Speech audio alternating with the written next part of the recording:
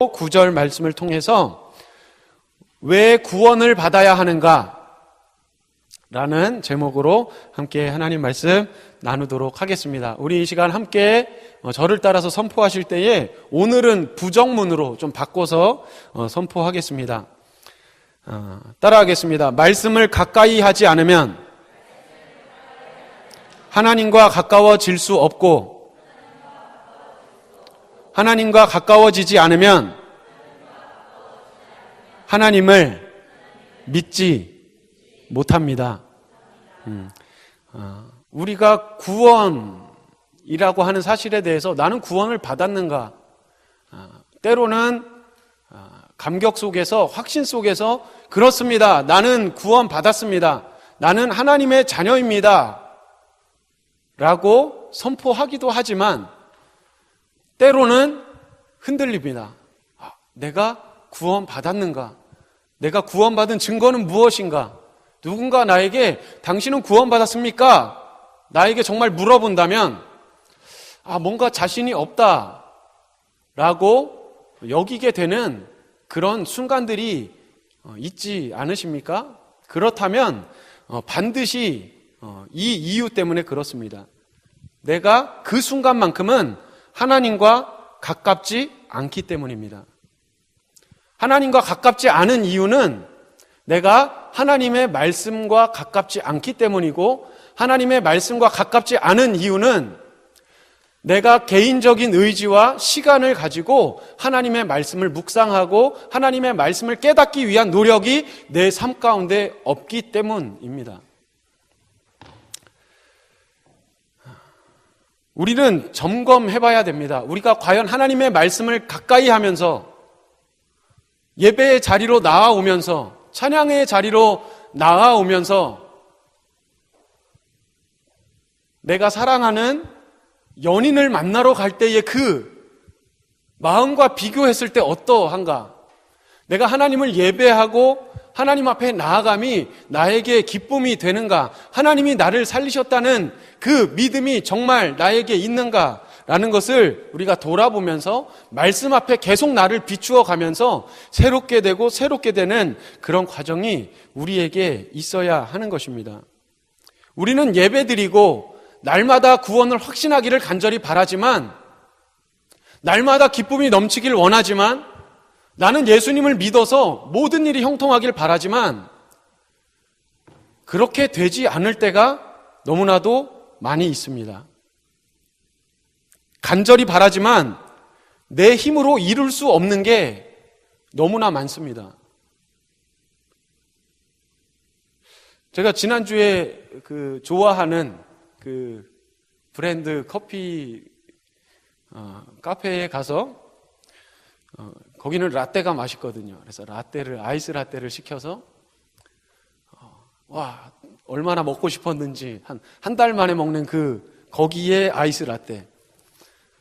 그래서 빨대를 탁 꽂고 딱 이렇게 한 모금을 마시는데, 원래 이렇게 우유의 그 부드러움과 그 커피의 그 적당한 맛이 입안에 감돌아야 되는데, 그게 아니라 이렇게 넘어가는 그게 아니고 이게 거품만 이상하게 이렇게 뽀글뽀글한 그 느낌만 이렇게 나면서 뭔가 찝찝한, 왜 이러지? 제가 예상하지 못한 그 감각이 제 입안에 있는 겁니다.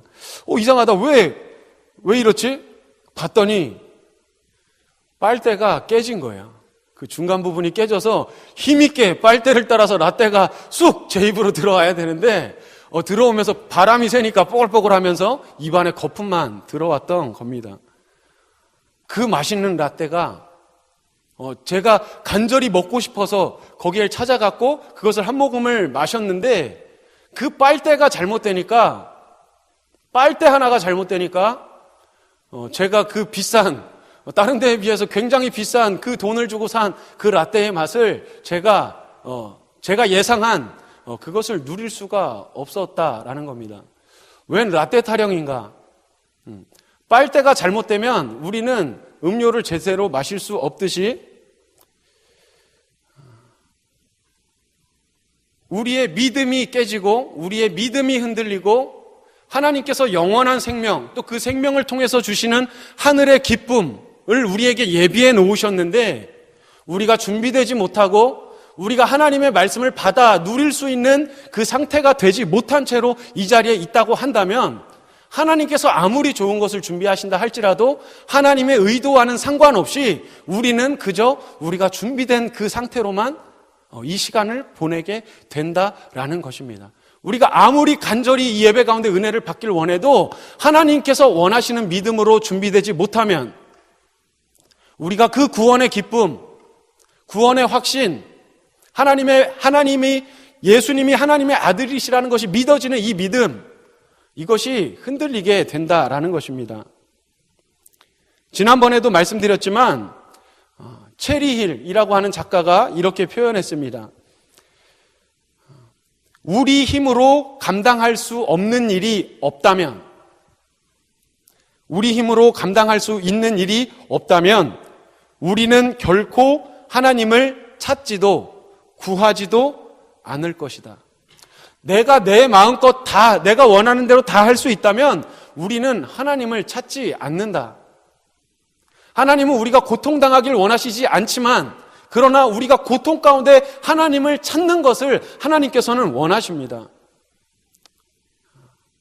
우리가 때로는 불완전하고 아파하고 슬퍼하고 어려움 가운데 있어서 우리는 너무나 힘이 들지만 우리는 그 일을 통해서 하나님을 찾으며 하나님께서 원하시는 것이 무엇인지 그리고 나의 삶에 무엇이 잘못되어서 이런 것들이 나에게 있는지를 우리는 돌아보며 정말 그때만큼은 간절하게 예배하고 하나님을 간절히 찾는 경험들이 있지 않으십니까?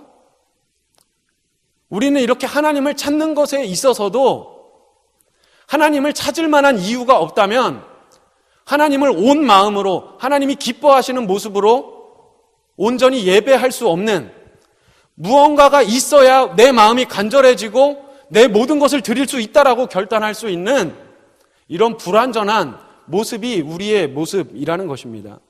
사람은 불완전합니다. 동의하십니까? 사람은 불완전합니다. 내가 완벽하다고 생각하는 그 사람도 불완전합니다. 그래서 실수하고 그래서 상처받고 앞날을 알 수 없어서 궁금해합니다. 그리고 두려워합니다. 사람은 완전하지 않습니다. 왜 불완전한가? 여러 가지 설명을 드릴 수 있겠지만 성경에서는 이렇게 말하고 있습니다. 사람이 불완전한 이유는 따라하겠습니다. 완전하신 하나님의 품을 떠났기 때문입니다.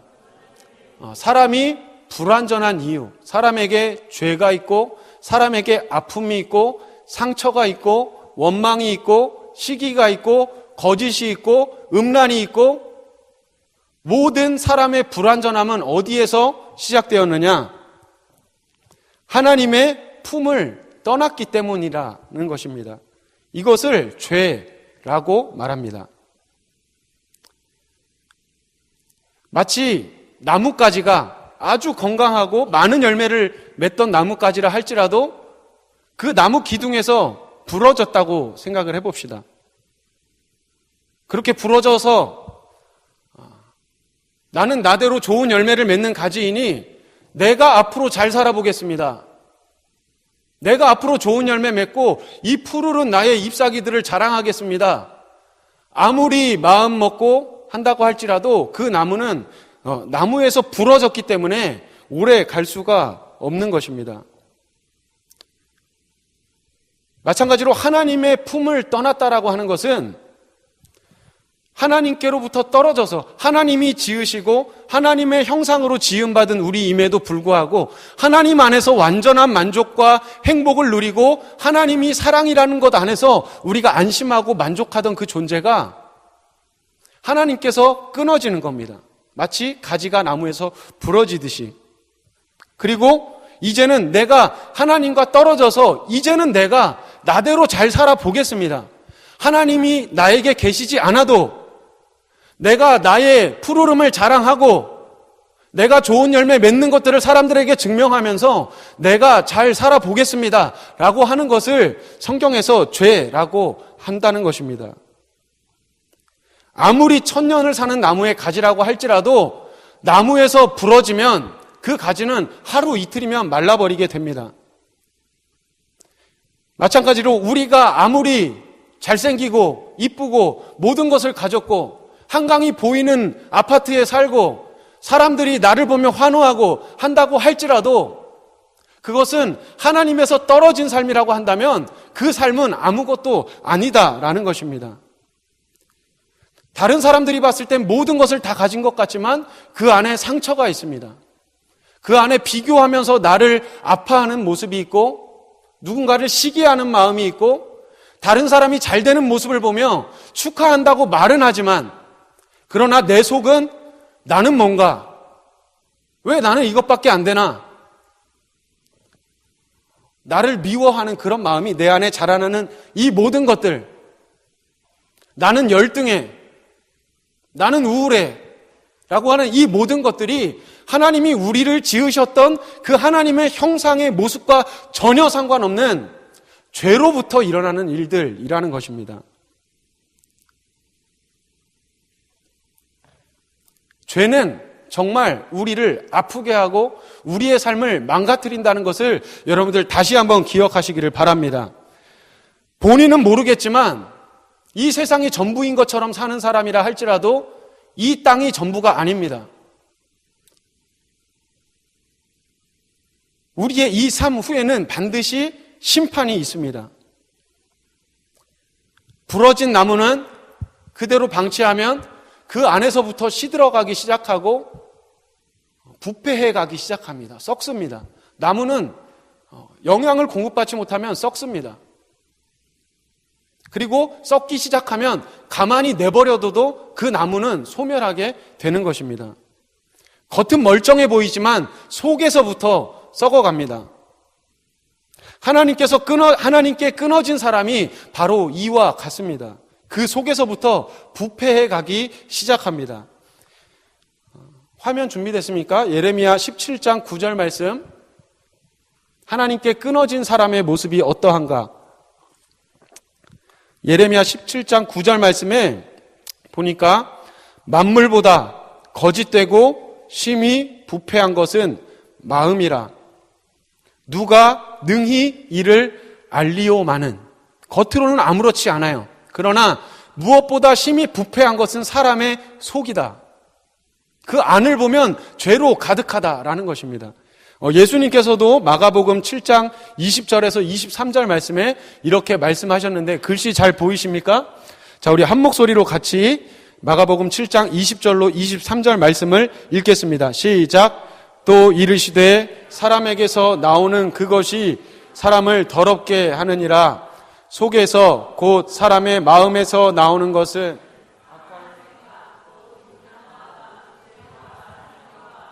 간음과 탐욕과 악독과 속임과 음탕과 질투와 비방과 교만과 우매함이니 이 모든 악한 것이 다 속에서 나와서 사람을 더럽게 하느니라.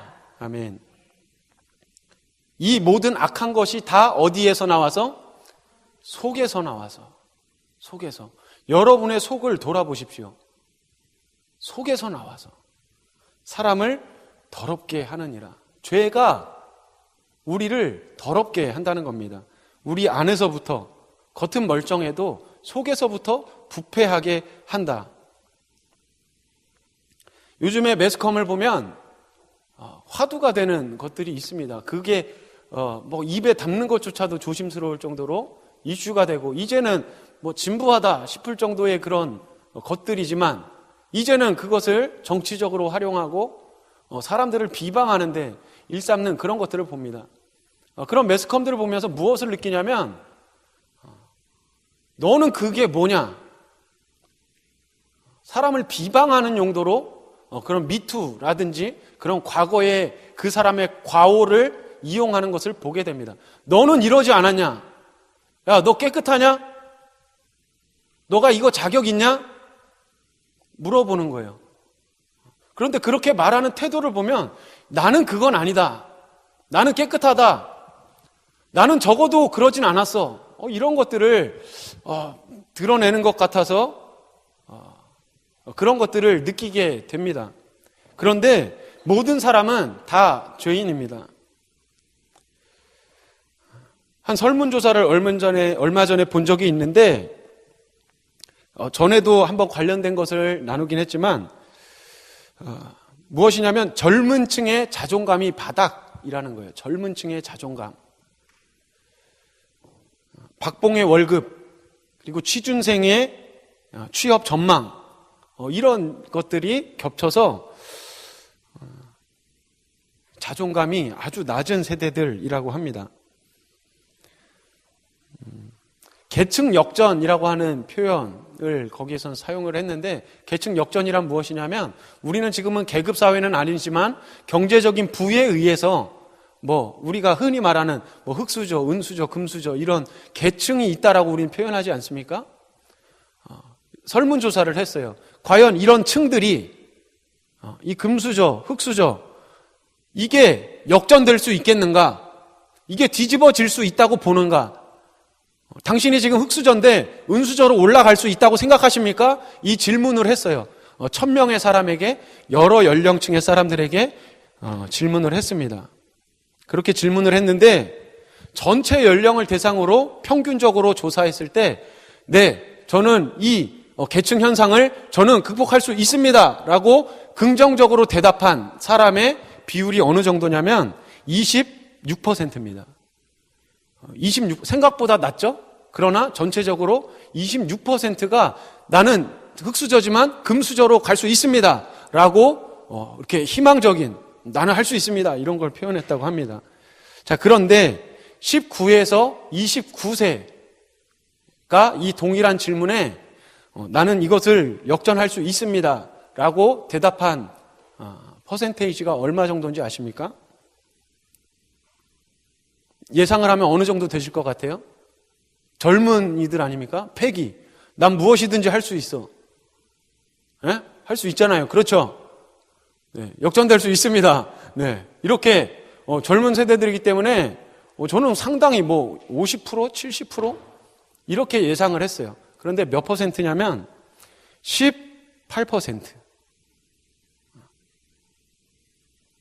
이미 다 정해져 있어요.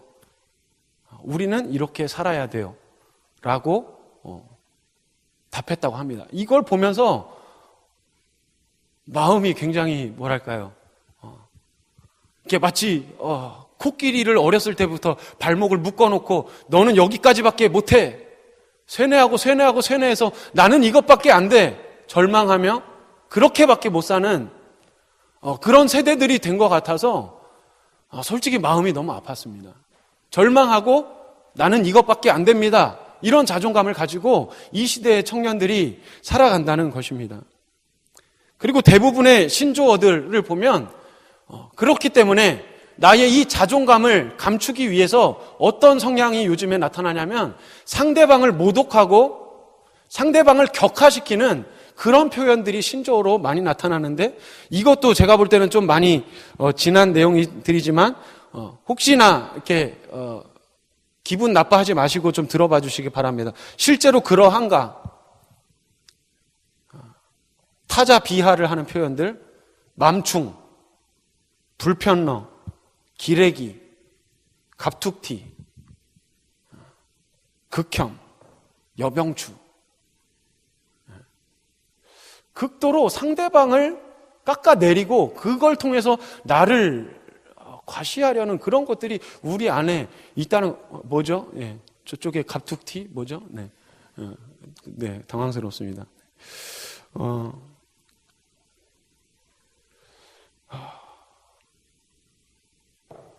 이런 것들이 우리 안에 실제로 작용하고 있다는 겁니다. 저 열등감을 가지고만, 자존감을 통해서만 말씀드렸지만 우리는 우리 안에 하나님이 원하시지 않는 것들이 실제로 너무나도 구체적이고 선명하게 우리의 삶을 하나님이 원하시지 않는 열매를 맺도록 우리 안에 뿌리 내리고 있다는 것을 우리는 반드시 기억해야 됩니다. 그리고 그것은 아무 일도 아닌 것이 아닙니다. 하나님을 기억하지 못하게 하고 하나님께 뿌리 내려야 할 우리의 삶과 우리의 열매들이 온통 세상에 뿌리 내리고 하나님을 기뻐하러 나와서도 어떻게 기뻐해야 되는지 모르고 하나님의 뜻을 알지만 그것을 내 생활 속에 어떻게 실천해야 되는지 모르는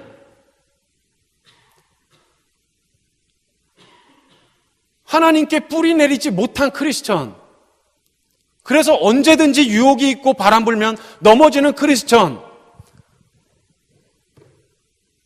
이것이 바로 우리가 구원을 확신해야 되는 이유입니다. 세상은 너무나 많은 유혹이 있습니다. 세상은 항상 줄을 세워요. 네 실력이 뛰어난가? 내 실력이 뛰어난가? 줄을 한번 서보자. 너는 서열 몇위? 이 정도쯤이야. 우리 교회에서도 그렇게 되면 어떤 모습일까 생각을 해봤습니다. 우리가 의로운 사람이 있고 죄인인 사람이 있고 이렇게 극단적으로 나눌 수는 없습니다. 우리는 의롭기도 하고 때로는 죄의 영향을 받으면서 살아갑니다. 그러나 비교를 할 수는 있겠죠. 이 사람은 나보다 더 의롭다. 난 이 사람보다 덜 의롭다. 이런 비교는 할 수 있을 것 같아요. 그래서 만일 이 자리에 있는 우리 모두를 여기 가운데 한 줄로 쭉 세워보는 겁니다. 당신은 나보다 의로우니 앞으로 가십시오. 앞으로 가십시오. 나는 가장 의롭지 않으니 맨 뒤로 가겠습니다. 라고 선다면 내 위치는 어느쯤에 될까? 한번 해볼까요? 자, 자리에서 일어서지 마세요. 네. 안 할 겁니다. 네. 왜냐하면 제가 자신 없거든요. 제가 예전에 읽었던 예수님과 함께한 저녁 식사라는 책 읽어보신 분 계십니까? 어떤 한 사람이 구원의 길에 대해 궁금해하는 사람이 예수님과 함께 저녁 식사를 하며 구원에 대한 얘기를 나누는 그런 내용의 그 신앙 소설입니다.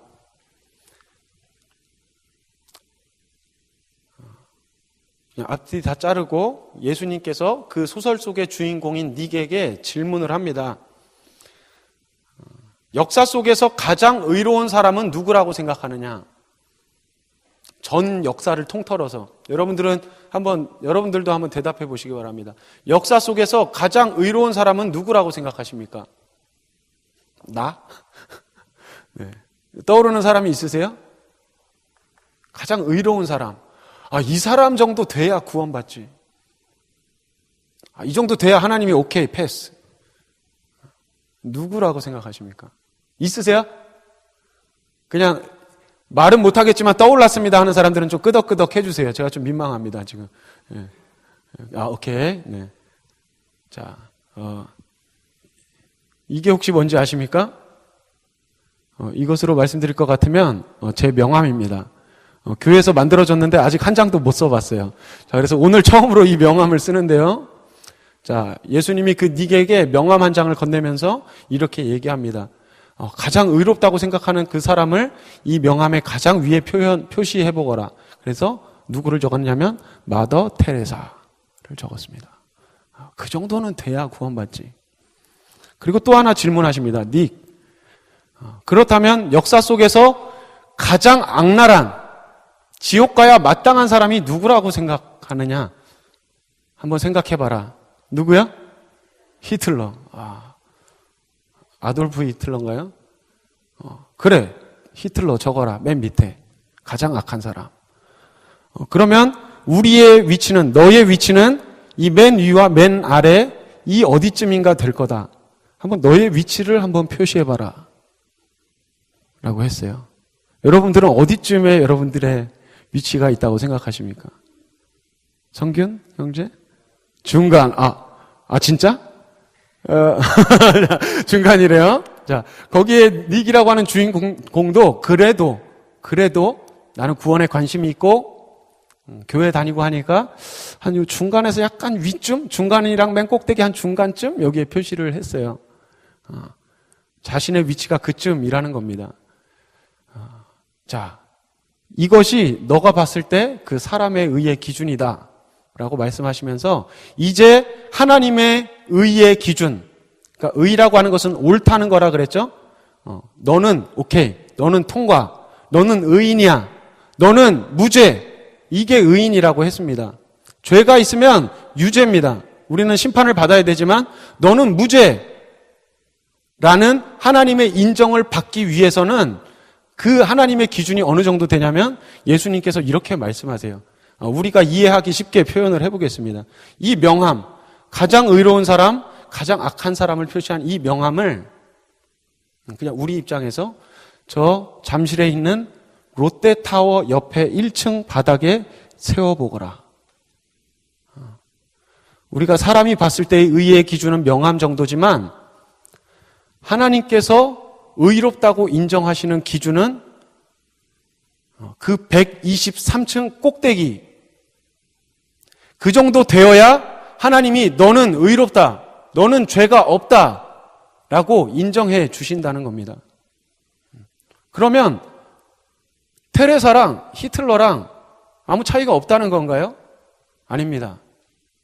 하나님의 그 뜻을 따라서 하나님을 바라보며 예수 그리스도를 구주로 인정하며 살아가느냐 그렇지 않느냐 하는 차이가 있습니다. 그러나 하나님께서 구원하시는 기준으로 봤을 때, 하나님의 기준으로 봤을 때 그것은 사람 사이에서는 상대적이고 더 의롭고 덜 의롭고 하지만 하나님이 봤을 때 그것은 구원의 기준이 되지 못한다라는 겁니다. 사람의 선의 기준은 되지 못한다. 그런데 그걸 가지고 누구를 정죄하고 누구를 판단하고 나는 누구보다 낫고 너는 그러지 않았느냐 손가락질하고 그런 삶을 살아가느냐라는 것입니다. 따라합시다. 누구도 스스로 하나님의 기준에 미치지 못합니다. 우리로선 할 수 없습니다. 우리 안에서 있을 수 없는 일이 바로 구원이었습니다. 그래서 하나님이 계획하셨습니다. 너희들 안에서가 아니라 바깥에서부터 너희를 구원할 자를 보내겠다. 성경에서 말하는 구원받는 유일한 방법, 그것은 바로 여호와께 돌아가는 겁니다. 끊어졌던 나무가 다시 그 나무에게 접붙임 받을 때 그 생명이 회복될 수 있듯이 너희가 하나님께로부터 끊어져서 그 안에 죄가 있고 그것이 너희 안에서 나와 모든 모습으로 그 악한 열매들이 맺혀지는 것처럼, 그리고 그 상처가 너희들이 실제로 그 하루하루 겪고 있는 그 아픔과 미움과 모든 것들이 그 죄로부터 나온 것임을 깨달았다면, 너희들에게 가망이 없다는 것을 깨달았다면, 너희의 의의 기준이 이 명함밖에 안 다는 것을 알았다면 이제는 포기하고 하나님께 돌아가라. 이것이 우리가 구원받을 수 있는 유일한 길이라는 것을 꼭 기억하시기를 바랍니다. 우리 안에는 구원의 가망이 없습니다. 그렇기 때문에 예수 그리스도께서 우리 가운데 임하신 것을 믿으시기를 주님의 이름으로 축복합니다. 하나님의 이 은혜가 아니었다면 우리에겐 가망이 없었습니다. 우리가 그 앞에서 무엇을 내세울 수 있습니까? 우리가 그 앞에서 무엇을 자랑할 수 있고, 우리가 어떻게 그 앞에서 감히 내가 하나님 예배 드려드립니다, 이런 마음으로 예배 드릴 수 있겠습니까?